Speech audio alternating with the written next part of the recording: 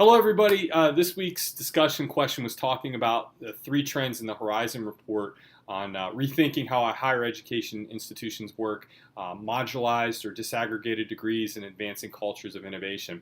When I think about the first section right there, talking about how higher education institutions work, it makes me think of a story that I was told a few years ago. My students and I had the privilege of interviewing 1-800 Got Junk CEO Brian Scudamore from Vancouver, and he was telling us about how he was sitting at a drive-through one day, going through college, and just wondering what was the point of doing that when he could just create his own junk removal company, come up with this plan to do it differently, to look good while doing it differently, and that's how he kicked off his Fortune 500 business.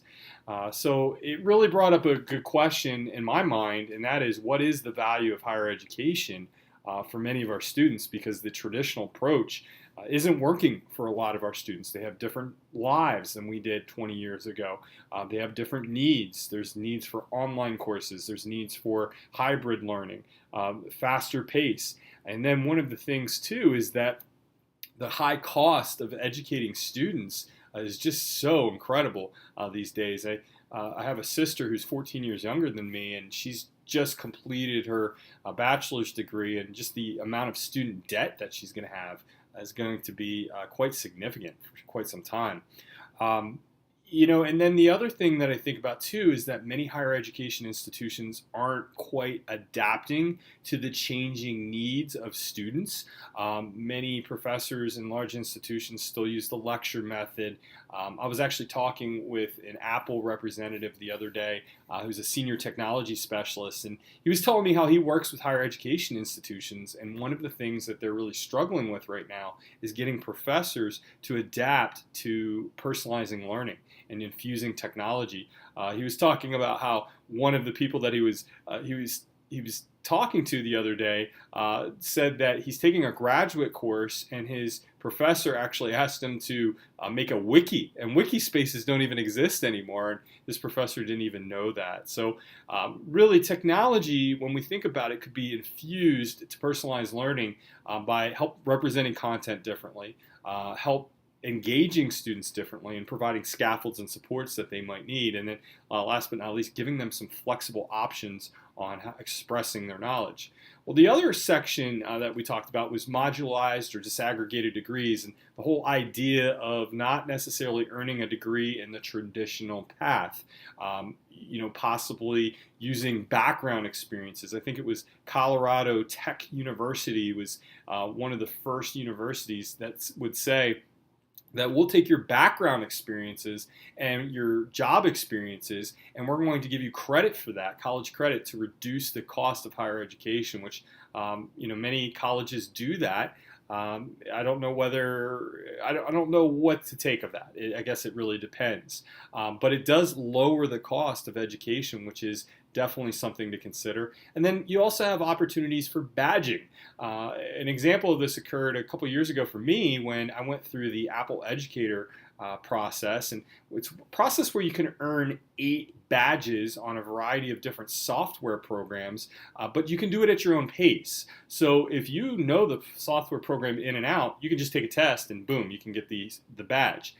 If you need a little bit more training, there's training materials that you can go through to earn that badge. But when you're finished, it shows that you're an Apple educator and that you know 8 different software programs. And then last but not least, the advancing cultures of innovation. Obviously, innovation is really becoming a buzzword in our society today, and it's really talking about higher education institutions creating partnerships with organizations and corporations to really stimulate learning, stimulate thinking, stimulate innovation. Although I'm not necessarily in higher education, I did have the opportunity to collaborate with the Hershey Company because the Hershey Company owns my school. And so we created a class called Hershey's Honors Authentic Business Management, where students from our school would actually learn, because all my students come from poverty. They come and live at the school.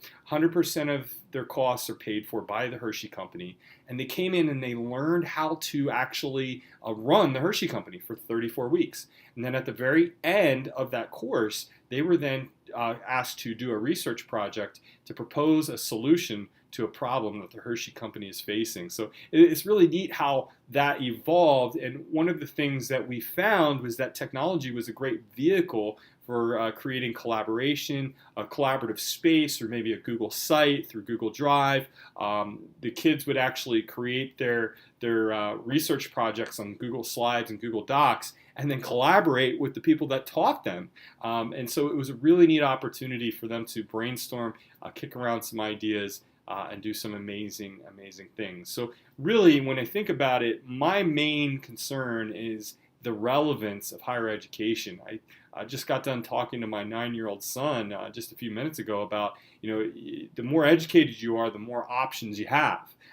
But I worry that when he becomes my age, what is going to be the value of a college degree? If it stays the same, if we don't make any changes in the current system, I think that we could really lose a whole generation of kids and a whole generation of innovation. So I think it's something that we have to consider. And technology, I think, is a vehicle to help personalize that learning, to create personalized approaches to learning, and really collaborate and connect people from all across the globe.